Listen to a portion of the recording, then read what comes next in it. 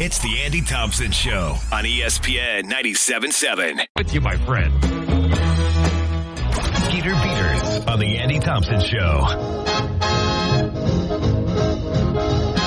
That defense to get up there and stop that. 4 catches, 90 yards for Ayuk. This time Purdy over the middle. Caught for the touchdown. It's George Kittle. All right, Sport Hole. What's your Skeeter Beater on a Thursday, my friend? Ooh. Sport Hole. Oh, sorry, Larry. Larry, you're as rusty as I am, huh?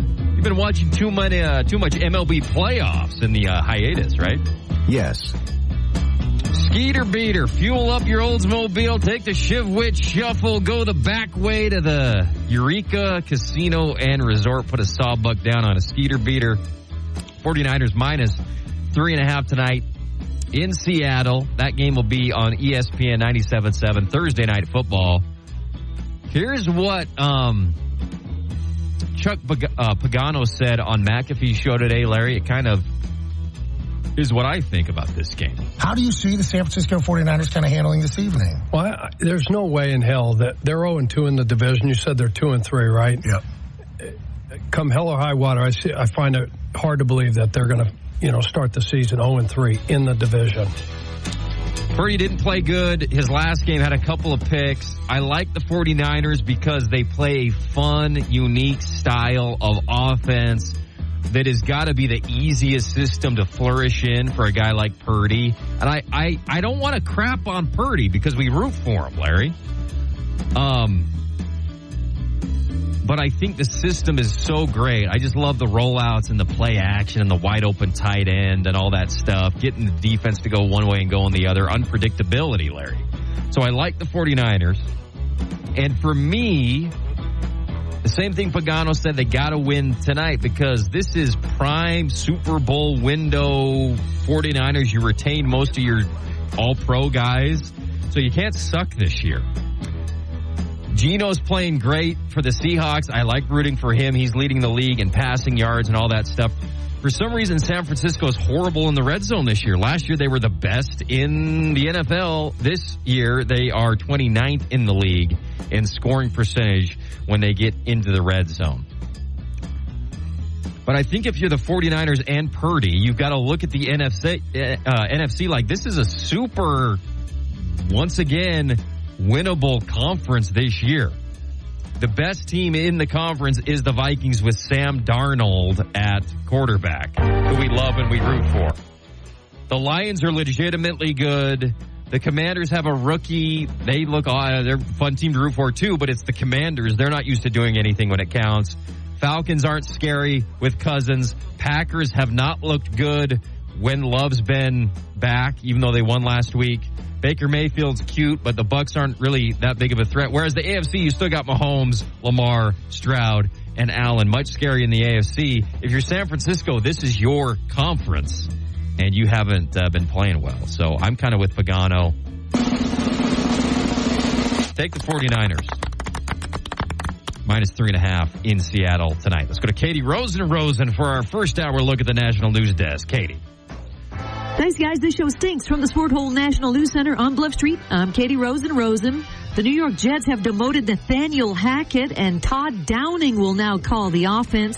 That's according to an announcement by interim head coach Jeff Ulbrich while he was wearing his striped shirt, painted on freckles, and with Aaron Rodgers' hand working his mouth with his throwing hand. Danny Green has retired from the NBA. He won titles with 3 different teams. His retirement plans, he's going to start a podcast. Oh. Mike Tyson says he doesn't expect his fight with Jake Paul to go the distance. Quote, I had shorter fights against Glass Joe, he said. Today's Sport Hole National News is brought to you by Lawrence's mom. For the Sport Hole National News Center on Bluff Street, I'm Katie Rosen. Thank you, Katie. I think she meant longer fights, though, right? Yes. Against Glass Joe. And Glass Joe was the first guy you fought on Mike Tyson's Punch-Out. Have you played that, Larry? How old are you? Yes. All right. Great job, Lawrence. The Sport Hole. Sports. 2-minute drill. 1-0 delivery. Hammered down the line. And Larry, why do we still have a baseball clip? Presented by Ideal Home and Auto Paint. We're 2 months into football season. We still have a baseball clip to lead the segment off. You were supposed to do that in August, right? Yes. It's October. Yes. Touchdown! 27 yards. They make it look so easy. All right, Sambo, what do you got? Who's the best team in 4A right now? Who's the best team in 4A right now in football? Well, it's Ridgeline. And this is based on me not seeing Ridgeline. But, well, let's go over the pros of Ridgeline. First of all, they're 8-0. They have experience at quarterback in Nate Dolly. He just put it on Skyview. I don't know what to think about Skyview this year. 1 week they're beating Orem. The next week they're getting killed by Ridgeline, a division or a region rival. Dolly was 16 of 23 for 351 and 4 touchdowns against the Bobcats. They blew out Green Canyon as well. They got a great coaching staff who's respected throughout the state. Going back to that, remember that team in 2021 with Caden Cox at quarterback? Yes. That team was great. We'll talk about them more a little bit later. But so they got the quarterback, they got the running back in JT White, who's at 7.5 yards per carry this year, 859 yards on the season for the Riverhawks. And at wide receiver, they've got the top receiver in the whole state. Any classification as far as statistics, Graham Livingston has 1,157 yards this season so far. And, of course, the young stud defensive lineman Crew Jones has 12 tackles for loss this year on that defense. They're giving up 11 points per game. So they're good. I think it's indisputable how good they are. What you can kind of peck away at is their strength of schedule. Their opponent's winning percentage is 48%, which is the lowest of any team in 4A in the top 7 of the RPI. They only beat Stansbury by 8. So if you look at common opponents for Region 9 schools, both Crimson and Snow Canyon also played Stansbury to like one possession games. Crimson got the win by 3, 24-21. So you kind of got to pull at the common opponents, Larry, right? Figure out how good a team is. And they won by 8 against the Stallions. They went to overtime against Riverton. Riverton's 2-6. I know they're in the toughest league in the state, but still.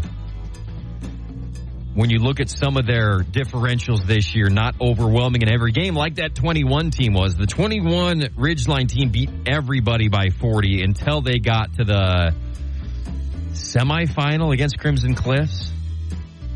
They won that game by a few scores, though, and then they beat Dixie 40-something to 20-something in the state championship. They had that Jackson Olsen kid at receiver.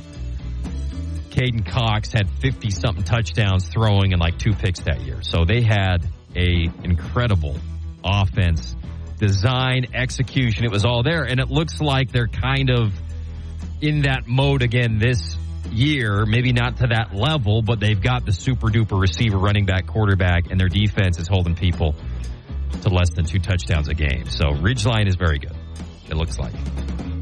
But then you've got, Spanish Fork, Provo, who just jumped Crimson Cliffs. I think Crimson Cliffs is now 4th in the RPI.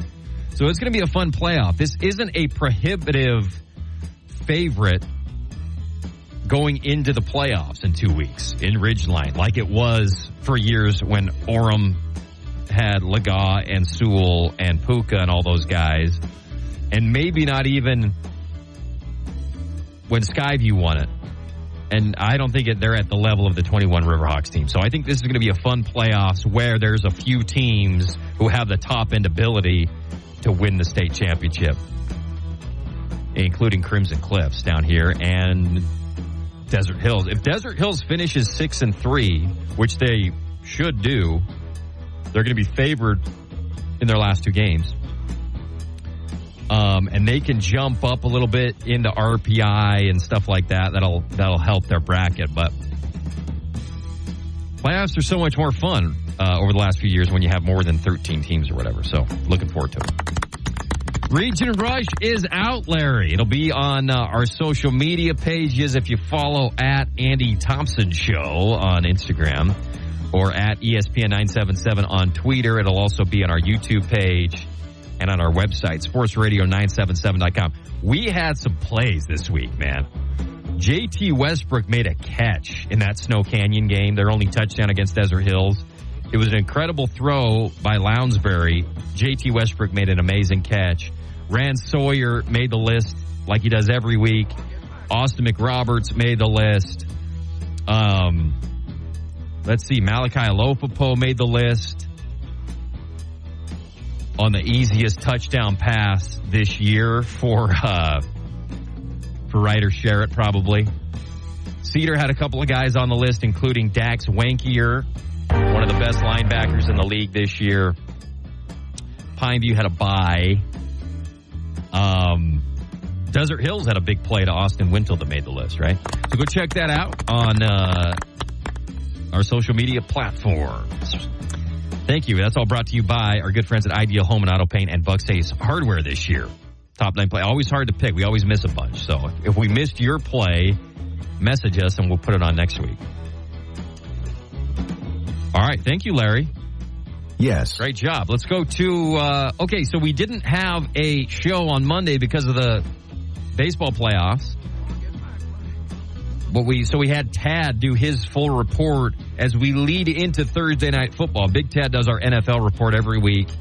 We got NFL game tonight on ESPN 97.7. We thought, hey, what the heck? Big Tad, give us your report heading into the weekend, and we'll hopefully get him back into the cadence of doing it on Mondays going forward. Here we go, Big Tad.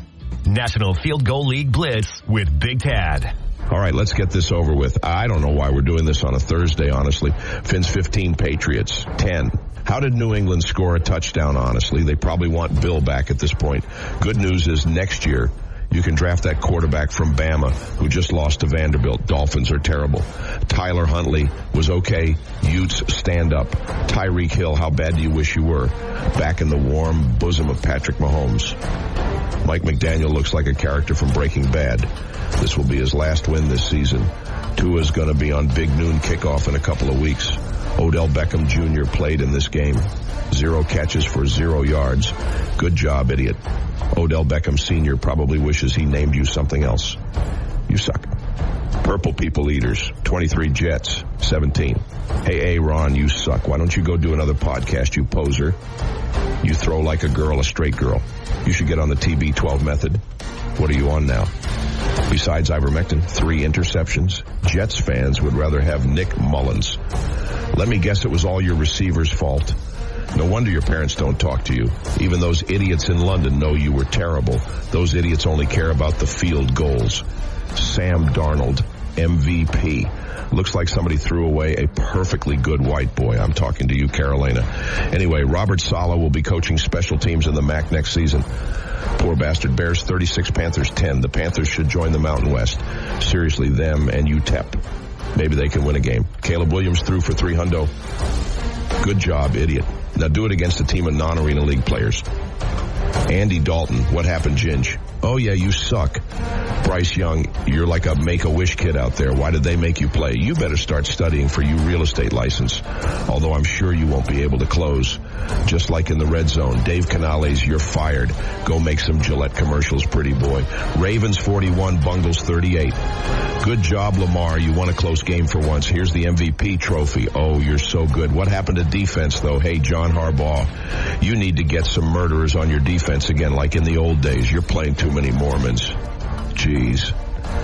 Joe Burrow spent a little less time frosting your tips and a little more time not throwing interceptions. You had one fluke season and have sucked ever since.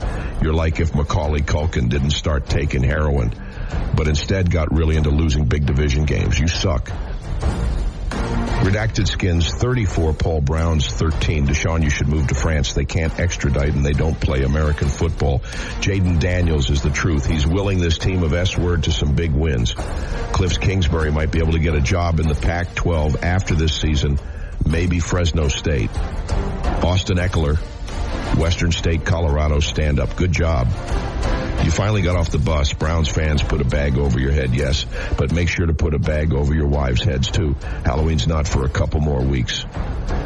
Redacted Skins fans, congratulations.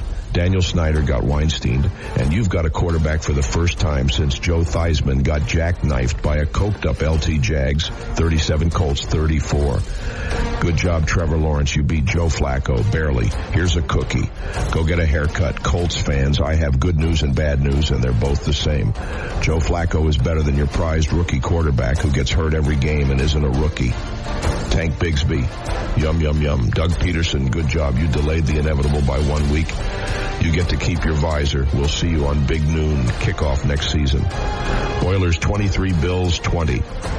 Josh Allen, the inventor of the forward pass, called. He's asked that you cease and desist. What's wrong with you? Just throw it to Kincaid, you idiot. Mac Hollins, get a haircut. You'll be on 3 other teams by the end of the week. Texans uniforms were pretty neat, actually. Stephon Diggs, good payback game. Nico Collins, here's a bottle of milk and a blanket. CJ Stroud, you look like a woman. It's not meant to be an insult. It's just your face and your helmet. It looks like a WNBA player is playing quarterback. Broncos 34, Al Davis, rolling in his grave. 18.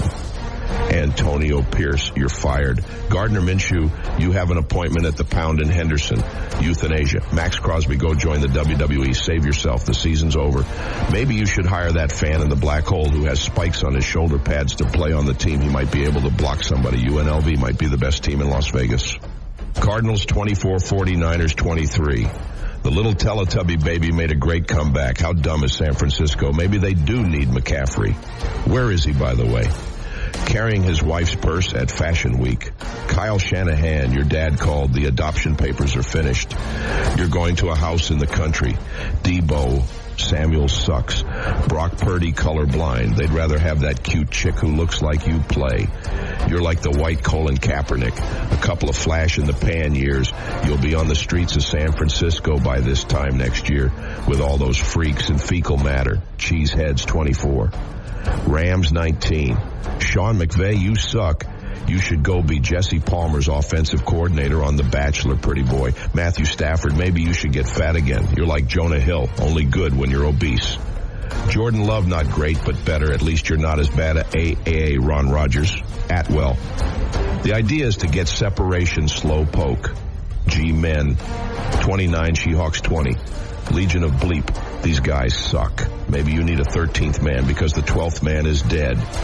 Kenneth Walker, you run like a guy named Kenneth. Holy cow, you should put on a sweater vest and go teach creative writing somewhere twinkle toes. Daniel Jones, way to not get sacked 100 times string bean. You're just good enough to not throw into the Hudson. Cowgirls 20, Steelers 17. Way to go, Dak. You're invited to Jerry's after-hours party at the facility. P. Diddy's the keynote speaker. Justin Fields, Purdue ain't walking through that door. Zeke Elliott, they have Ozempic in pill form now. CeeDee Lamb, try playing hard.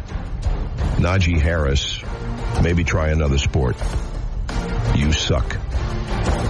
George Pickens, you run routes slower than the Postal Service. What are you getting paid by the hour? You stink. Swifties and the refs, 26, Saints 13. Fun's over, Derek. You had everybody fooled for about 10 minutes, and then we all realized you're just an uglier version of David. Alvin Kamara, are you running in Skechers? Mahomes, get a haircut. Kareem Hunt, thanks for not punching any women during the game. Andy Reid, GOAT. Carson Steele, go be the stuntman in a crappy Marvel movie. Football might not be in your future. All right, tonight's game should be fun. We'll have a full report next time. This is Big Tad signing off. Thank you, Tad. The Sport Hole. Sports.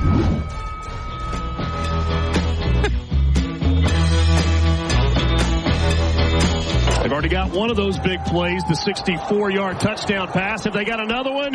Yes, they do. Welcome back, Brant Keithy. Touchdown, Utes. Sport Hole.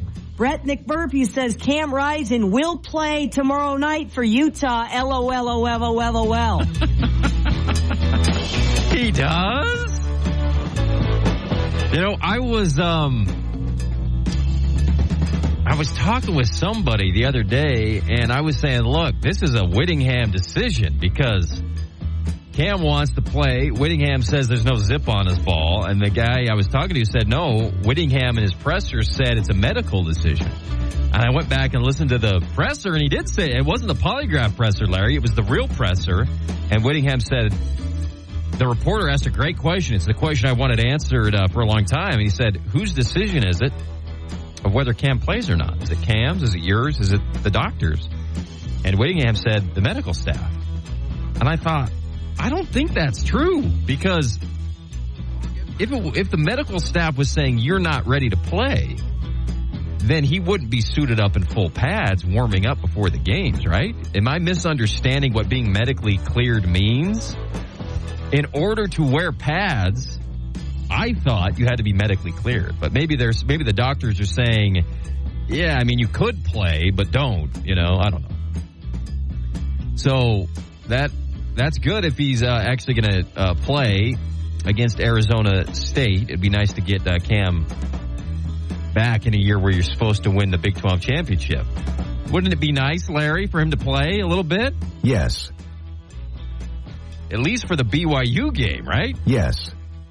That's the whole reason he came back, was to win this crappy conference and beat BYU. So he better be playing against Tempe, against the Sun Devils and Kenny Dillingham, who has had a better season than a lot of people thought he would. And I like Dillingham. He just doesn't have any players this year. So I'll believe that Rising's playing when he's playing. Because we've been fooled one too many times by the Whittingham regime in not telling anybody anything and kind of misleading everybody. So who the heck knows what's going to happen. But yes, McMurphy has officially reported per the Action Sports Network that Rising will play tomorrow night. We're going to have to join that game in progress because we've got high school football, and I blame the Big 12. Why are you playing games on a Friday night? That's sacred. You don't play on Fridays, college football. We had a pact, and that pact existed since the time Amos Alonzo Stagg invented college football until like yesterday, when Fox and ESPN are bullying these conferences and telling them when to play their games, and they're infringing on high school football. I'm fine if you you overlap with the NFL, fine. I mean, college now plays, at this point in the season, Tuesday, Wednesday, Thursday, Friday, Saturday. Just play more games on those other days. Leave Fridays alone. And there's going to be more of this going forward because the Big 10 plays on Fridays, the Big 12. Yeah, who knows if any of these other lesser conferences play on Fridays. Who all plays tomorrow, Larry? Can you look that up? Yes. But it's not good. I mean, I'm in a press box calling a high school game. I want to focus on that. I want people around me giving me updates about games. I got recorded, Larry. We've been over this. There's no TiVo etiquette anymore. I don't want a score update. Ever. I got all these games recorded. I want to go in fresh, like Frank Costanza. Yes. All right. Thank you, Larry. I heard Andy Reid is coming to BYU next year. I heard it from a friend's wife's boss, essential oil representative, who has a friend who works with Tom Homo's Grubhub delivery boy, who said he read it on the Cougar Board. All right, here's Kalani Sitake talking about Big Noon kickoff coming to Provo. Only if you let it become a distraction. I think we prepped for this whole year. We're at the position that we thought we would be, but that means that you go back to working hard again. I'm excited for the fans and for our families, for everybody to see the excitement around BYU football. I'm glad that there's a lot of attention that we're having Fox come in and be part of the festivities because I want to show off our fans. But that doesn't even talk about our offense, our defense, and special teams, we have a lot of work to do. So it's great for everybody, and I want our players to embrace the excitement, the energy, but you embrace it by going to work, and you go back to work, stay humble, work hard, and practice hard, get better. That's what we got to do. We didn't have a polygraph press conference this week, Larry, because they were on a bye week, and we had, Major League Baseball. This game is concerning to BYU fans. I mean, you're 5-0. You got a chance to be bowl eligible in the first 6 games of the season, which is incredible. Satake says that's where they thought they were going to be. I don't think anybody else thought they were going to be here. This is concerning because it's a 2 p.m. game, and to this point in the year, Retzlaff hasn't, besides SIU, Retzlaff hasn't had to win you a game. Kansas State, he didn't have to win that game. Baylor, he didn't have to win that game. He played good. I mean, he threw 2 picks against Baylor, but his season's been great. Based on what I thought Retzlaff was going to bring to the table this year, he's already superseded my expectations, and I was dead wrong about Retzlaff. He's been good, but he hasn't had to win a game down the stretch for BYU and out-duel somebody. And I have a feeling that Arizona, who's got their back up against the wall in the conference race already, they just lost to Texas Tech. They're a Jekyll and Hyde. But I just have a feeling it's going to be a kind of game where it's going to be Fafita versus Retzlaff down the stretch. Now, Fafita hasn't been a prize pig so far this year either, Larry, because he's had some ups and downs this year. If you look at the numbers and the quarterback rankings and all this stuff, Retzlaff and Fafita are pretty even. And Fafita was supposed to be all-world this year. And I think he's missing. The only thing I can figure is he's missing Fish. He's got Dino Babers calling the offense. They're missing Fish. But he's got quality. He's having a great year at running back. He's got Tetaroa McMillan, who's the best receiver, in the country. BYU's defense is so good that they've been able to overcome games where Retzlaff throws a couple of picks or fumbles or whatever. Their defense has been awesome. And the Jacob Robinson versus McMillan matchup will be a lot of fun. And I'm just concerned, Larry. That's all I'm saying. I'm concerned with this matchup. But I guess I shouldn't be because of how consistent BYU has played this year. They had a little letdown at the end of the Baylor game where Baylor almost made a comeback. But overall, they've brought it. The tempo's been there. The energy's been there. And it is BYU's favored by 3 at home, which is about right. We don't have Skeeter beaters. Or we're not picking these games today, Larry? No. Why not? Because we usually do on Thursdays, right? Yes. You want my pick in this game? Yes. Why would I pick against BYU? Huh? They haven't done me. I think I've picked them every week this year with my blue-colored emotional hedge goggles on. So why would I change that? Take the Cougars. -3 at home against this weak-sauce Arizona team? Soft? BYU is the physicality, Larry. All right, what else you got? The Sport Hole. Sports. On an 0-2 pitch, a missile. Fernando Tatis Jr. Electric. Sport Hole. Who you rooting for in the MLB playoffs? All right, here's my list, Larry, of the order of operations of who I want to go to the World Series. I want stars in the World Series. I hate to be this guy, but I don't have a team in the playoffs. I want the biggest stars in the series. And I apologize for this, but I want Shohei, and it's a dang shame he plays for the Dodgers.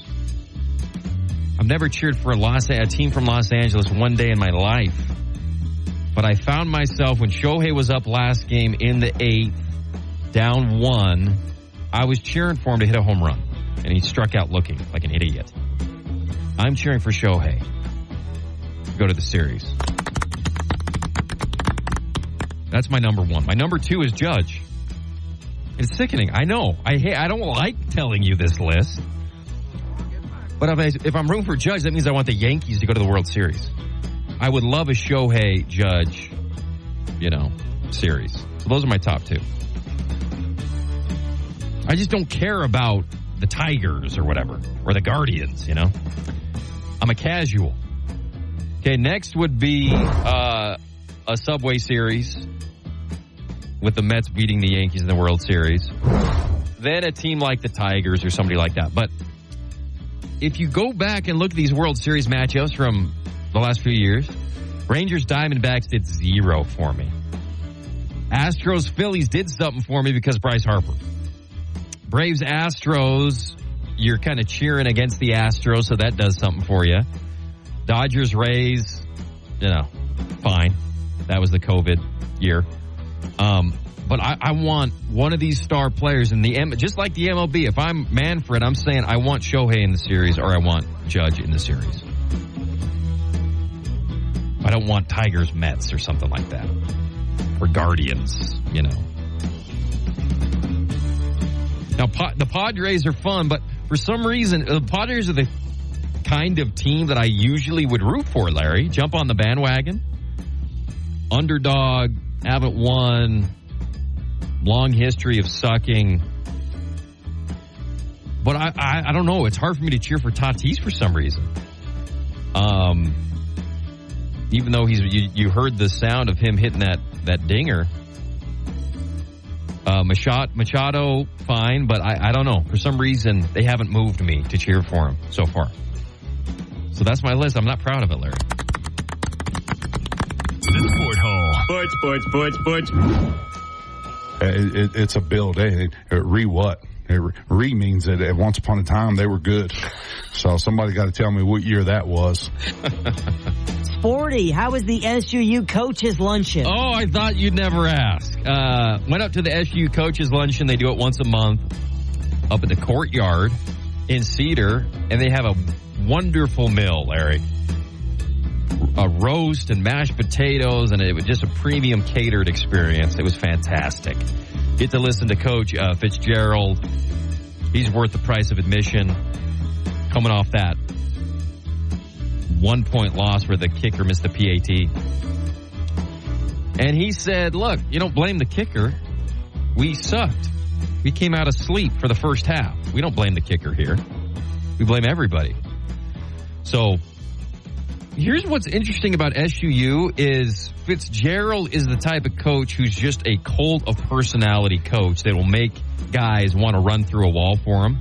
And that's why I don't think, lose a ton of guys. And they have a pretty stable program going. They're going to lose, just like everybody loses a couple guys at the portal every year. But because of the magnetism of Fitzgerald, they're not going to be a sieve every year, and they're competing. I think at this point of the year, SUU fans and Coach Fitz probably thought they would have a better record. Nonetheless, still have a chance to have a great season in the UAC. The fact that they come out slow is surprising because of that fact. When you have a coach like that who gets you so revved up, so intense, ready to go, you want to go through a brick wall for him. Why do you come out flat in all these games? It seems counterintuitive to this type of coach. So that's been disappointing, and that's the number one thing he talked about at the luncheon. And I'm always curious how long a coach is going to stay at a local program.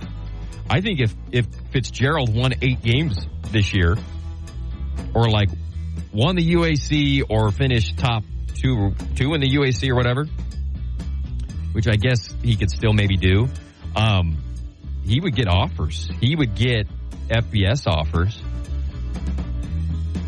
because he's so good. You interview him, he's going to sell you. I mean, he could sell a ketchup popsicle to a woman in white gloves. But I don't know if that's going to be the case, losing some tough games this year. If he goes on a tear now, then that'll still be the case. But we're giving away SUU tickets for this weekend. It's homecoming up there, Red Week.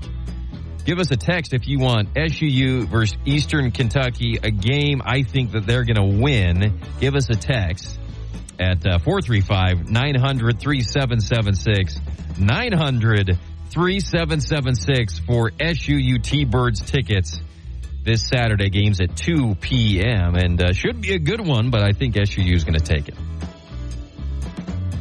Do you think that, Larry? Yes. Are you just copying what I say today?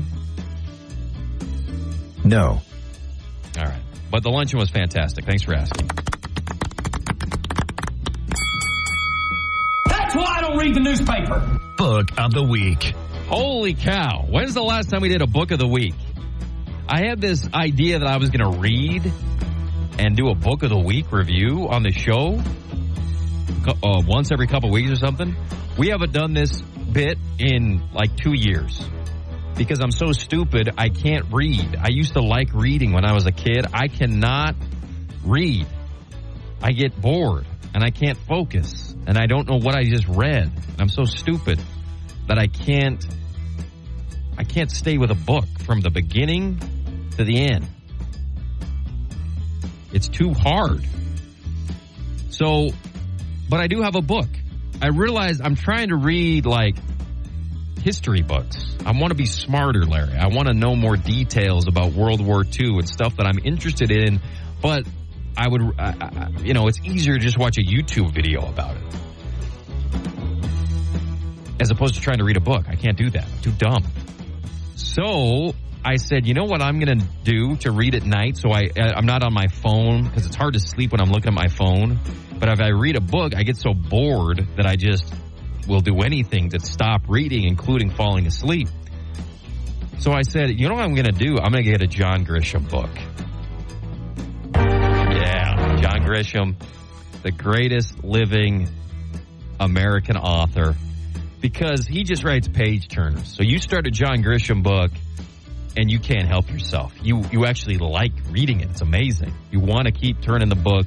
This one is called The Exchange, and it's actually a sequel to his most famous book, The Firm, which Tom Cruise was in, the movie that they made from it.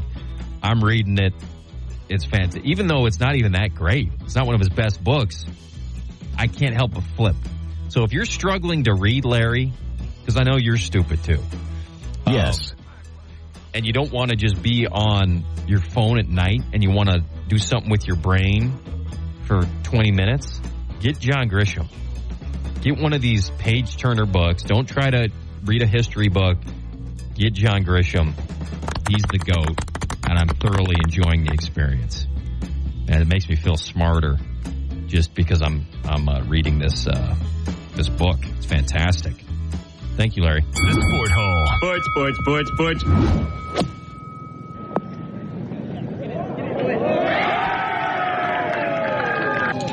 Yeah, call for it. Huh? Sport Hole. What did you think of Black Desert Championship Round 1? Well, that was the audio. They didn't have announcers on this one, but it was Coles, right? Who shot the ace, first ever in a PGA at Black Desert. That was cool. Right now, Henrik Norlander is your leader. He's 9 under, shot a 62 round 1 with Matt McCarthy, an American. He's also tied first. Third place, Kevin Strillman, 64. Chan Kim, 65. Ben Coles, there you go, 65. He's the one with the ace. Cameron Champ, also T4. Stefan Yeager, T4. Kurt Kitayama, T4. Harry Hall, T4. Doug Gim tied for 4th. Ryan Fox tied for 4th. Joseph Bramlett tied for 4th. 60. A lot of low scores, man, at Black Desert. I don't know if that's good or bad, but it was a fun tournament, fun first round to watch, and I'll be watching more as the tournament progresses. I was out in Ivins today and yesterday and all week, so fantastic. We'll be following more. All right, do we have a happy, Larry? No. All right. It says that on the agenda, right? Yes. But there's no happy. No. All right. Quick break. Back with more right after this. Thanks for being with us. It's the Andy Thompson Show with Rustin Burnside.